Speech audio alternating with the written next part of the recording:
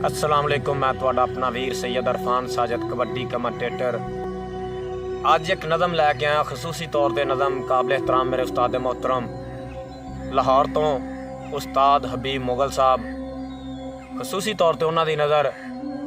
और नज़म का सरनामा एक बाप उस धी दे नाल हाड़ा करदा है कि जिहड़ी धी अपने पेके छड्ड के ते किसी गैर दे नामे लग जाती है। शहबाज कावश साहब लिखते हैं कि बाबल मेरे बाजों लगदे जी पुछदी है लाडी धी। ते किसे लिखिया कि धियां ते पंछियां दा देश कोई ना, किसे लिखिया कि बाबल मेरियां गुड्डियां तेरे घर रह गईयां।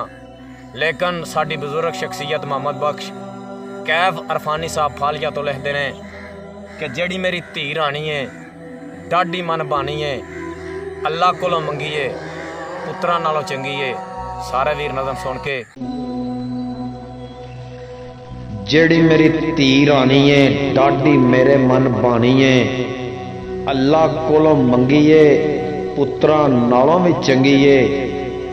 जिस वेले मैं घर जाना वा इनू वेख के ठर जाना वा, मेरे कोले बह जाती है दिल दियां गल्लां कह जाती है, अपना रोग छुपा लेंदी है मेरे दर्द वंडा लेंदी है।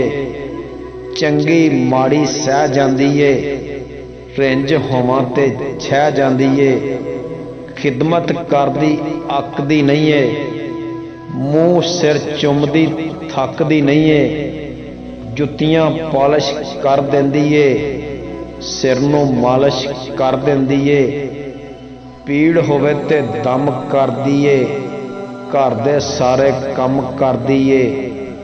हर वेले ए रुझी रहिंदी मैं नहीं वेखी वेली बहिंदी, मेरे घर विच लोए दी मेरे घर